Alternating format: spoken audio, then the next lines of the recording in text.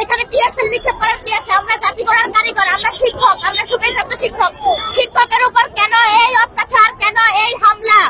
আমরা আজকে চেহারার এই অবস্থা করেছে, যেহেতু চেহারার এই অবস্থা করেছে, জীবন দিয়ে দেব, জীবন দিয়ে দেব, এই জীবন রাখবো না। যোগদান নিয়ে বাড়ি ফিরবো। আমার মেয়ে আমার অপেক্ষায় আছে, আমার মেয়েকে আমি বাড়িতে রেখে আসছি, আমার মেয়ে আমার অপেক্ষায় আছে। আমি মা, আমি একজন মা, আমি একজন নারী, আমি একজন শিক্ষিকা। আমি রাস্তায় কেন পুলিশের টিয়ারশেলের নিক্ষেপ হব? বর্তমান সরকার এখনো যদি এই অবস্থা থাকে, স্বৈরাচারের সাথে এখনকার সম্পর্কের কি এমন বিপরীত আছে? স্বৈরাচারের আমলে যেমন হয়েছে এখনো তেমন হচ্ছে, কোনো পার্থক্য আমি দেখছি না। এদেশ কি স্বাধীন হবে না? শিক্ষকের মর্যাদা কি এদেশ পাবে না? আমার কেন এই অবস্থা? আমার বোনদের কেন এই অবস্থা? ভাইদের কেন এই অবস্থা? দুটো ভাই হসপিটালে, দুটো ভাই পা ছিঁড়ে গেছে পুলিশের সাথে, লাঠির সাথে নাকি গুলির সাথে, পা একেবারে ছিঁড়ে রক্তাক্ত হয়ে গেছে হসপিটালে। টিয়ারশেল কেন নিক্ষেপ করবে? কেন টিয়ারশেল নিক্ষেপ করবে? আমরা আমাদের দাবি আদায়ের জন্য আসছি। আমরা এখানে খুন করতে আসি নাই, আমরা সন্ত্রাস নই, আমরা শিক্ষক। আমাদের উপর কেন অত্যাচার হবে? বলেন, বলেন, রাষ্ট্র বলেন, বলেন।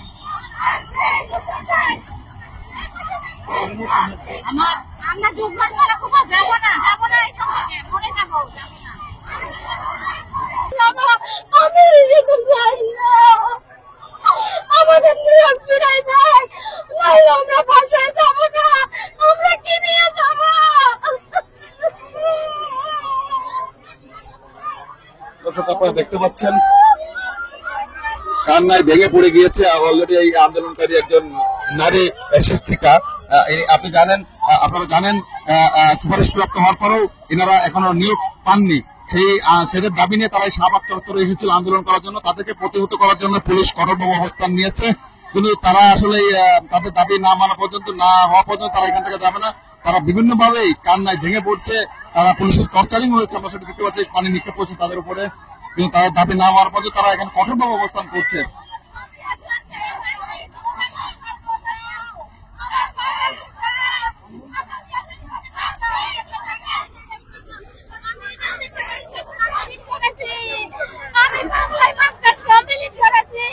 আমি কি জবাব দিব?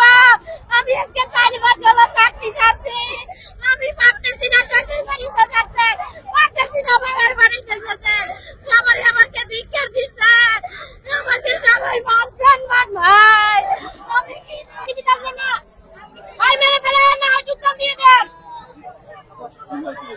আর কি বলবো? দেখতেছেন না, বলার কিছু নাই। আমার সবাই 500 জন, 531 জনের রাস্তায় দাঁড়ানো যোগদানের অপেক্ষায়। যোগদান কত হাতে পাবো? রাস্তা ছেড়ে দিব। এই সরকার আমাদের যোগদান দিচ্ছে, এই সরকার সুপারিশ করছে, এই সরকার যোগদান দিবে, আমরা বাড়ি ফিরে যাবো। আমরা তো বিদ্যালয়ে থাকার কথা ছিল, আমরা কেন রাজপথে? মাস্টার্স কমপ্লিট করেছি ঢাকা বিশ্ববিদ্যালয় থেকে। আমি ঢাকা বিশ্ববিদ্যালয় থেকে মাস্টার্স কমপ্লিট করে এই যে দেখেন, দেখেন আমার যা আমি আমার দাবি নিয়ে এসেছি। আমি তো কোনো অযৌক্তিক দাবি নিয়ে আসি নাই, কাফনের কাপড় পরে এসেছি। তারা জামা আমার সরানোর জন্য আমার দেখেন কি অবস্থা। দেখেন আমি পতাকা জড়িয়ে আছি, আমি বলছি আমি মরে গেলেও যাব না, কিন্তু কি কারণ এটার জবাব চাই। বর্তমান সরকারের কাছে জবাব চাই, রাষ্ট্রের কাছে জবাব চাই, ডক্টর মোহাম্মদ ইউনূস স্যারের কাছে আমরা জবাব চাই। কেন আজকে পুলিশ আমাদের উপরে অত্যাচার করবে? কেন আজকে আমার এই অবস্থায় আমি রাস্তায় আসবো? এটার আমি জবাব চাই, জবাব চাই। 531 জনের যোগদান কিভাবে আদালত একটা অবৈধ রায় দিয়ে বাতিল করে? আমরা আমাদের অধিকার ফিরে পেতে চাই। আমরা লাশ হব, তবু আমাদের রাজপথ ছেড়ে যাব না, আমাদের অধিকার আদায় না হওয়া পর্যন্ত। আর আজকে সমস্ত মিডিয়ার সামনে এই পুলিশ আমাদের গায়ে হাত দিয়েছে। পুলিশ মহিলা মানুষের গায়ে কেন হাত দিল? আমরা তো আমাদের অধিকারের জন্য আসিছি, আমরা কোনো অন্যায় আপনার নিয়ে আসি নাই, এটা আমাদের অধিকার।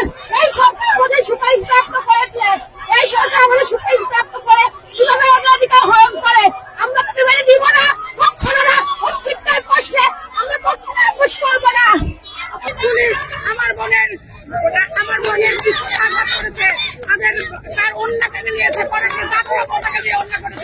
আপনাদের কাছে আছে, মিডিয়ার লোকের কাছে আছে। আমরা জোয়ারটাই করতে চাই। আজকে আমাদেরকে মেরে ফেলুন, নাহলে আমাদের যোগদান পত্র দান করুন। আমরা 5 দিন যাবো রাজপথে। আমাদেরকে সরকার, এই রাষ্ট্র সুপারিশ প্রাপ্ত করে আমাদের যোগদান পত্র ফিরিয়ে নিয়েছে।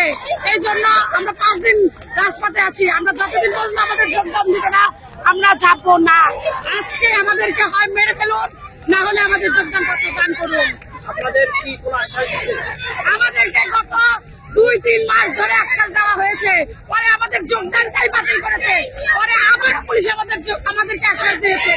আমরা আশ্বাস মানবো না। হ্যাঁ, অধিদপ্তর নীরব, অধিদপ্তর কোনো কথা বলে না। আমরা আপিল করে শিক্ষকদের জোর করে, অধিদপ্তর কেন নীরব এখন? তারাই সুপারিশ প্রাপ্ত করেছে। আমরা তো কারো কাছ থেকে জোর করে চাই না।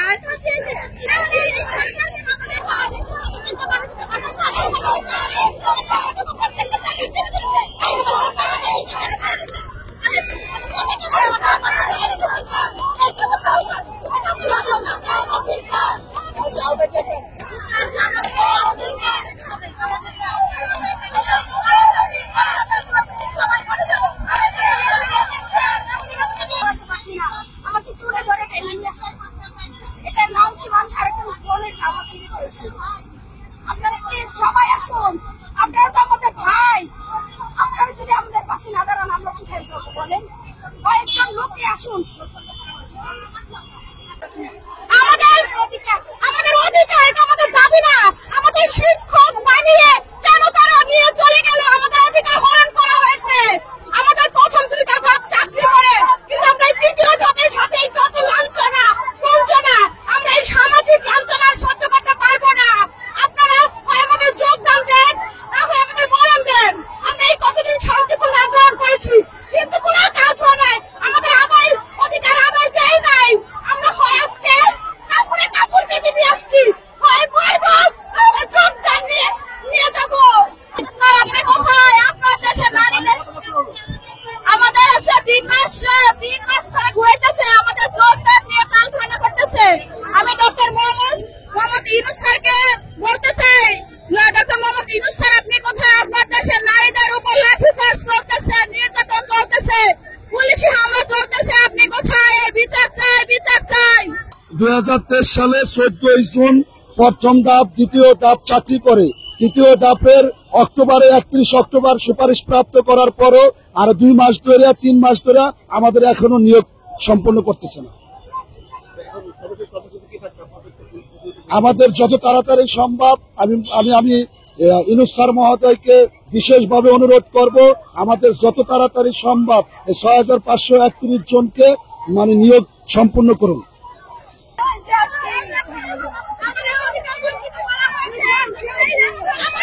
আমাদের পাশে অনেকগুলো মারা গেছে, হাতে থেকে মারা গেছে, মাথা 7টা মারা গেছে।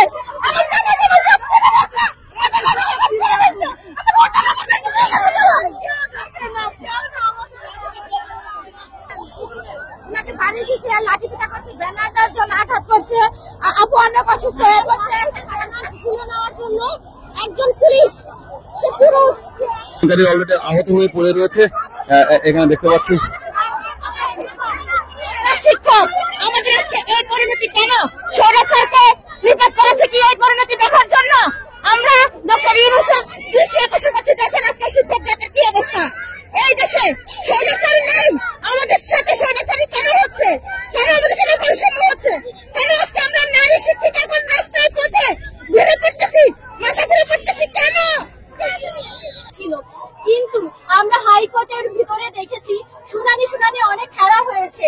প্রায় 7-8টা শুনানি হওয়ার পরে অবশেষে 6ই ফেব্রুয়ারিতে আমাদের একটি রায় আসে এবং সেখানে বলা হয় যে এই 6531 জন শিক্ষকের সুপারিশপ্রাপ্ত শিক্ষকগণের নিয়োগটি বাতিল ঘোষণা করা হলো। আমাদের কথা হচ্ছে, এই সরকার আমাদেরকে সুপারিশপ্রাপ্ত করেছে এবং সরকারি চাকরি করা একজন নাগরিকের সাংবিধানিক অধিকার। আমরা সেই সাংবিধানিক অধিকার থেকে বঞ্চিত হচ্ছি। রাষ্ট্র আমাদের সাথে প্রহসনের আচরণ কথা বলেন, করবেন না, শুধু করবেন না, করবেন না।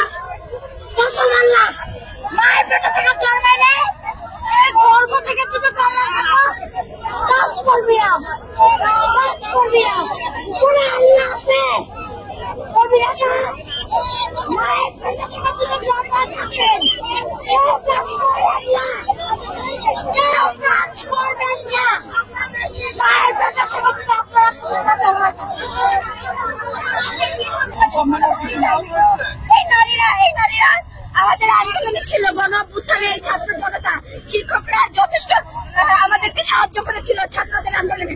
কিন্তু আজকে দেখতেছি যে বাংলাদেশে এই সাধারণ জনগণের উপরে কোনো ধরনের মার্সি ছাড়াই তাদের উপরে টিয়ার গ্যাস মারা হয়। এই টিয়ার গ্যাস মারার কারণে কিন্তু আমরা গণ অভ্যুত্থানে পরিণত হয়েছিল, একটা ছাত্র আন্দোলন গণ অভ্যুত্থানে পরিণত হয়েছিল। এই আন্দোলনে আমি শাহবাগে আসছিলাম অন্য একটা কারণে। এখন দেখি যে আমাদের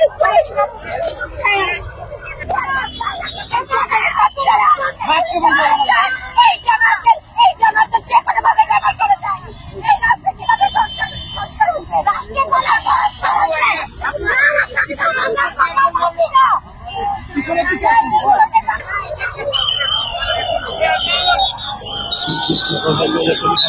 রাষ্ট্রের পুলিশ আবার ধাওয়া দিয়েছে আন্দোলনকারীদের ভয়াবহ অসংখ্য আন্দোলনকারীরা ইতিমধ্যে শুয়ে রয়েছে রাস্তায়।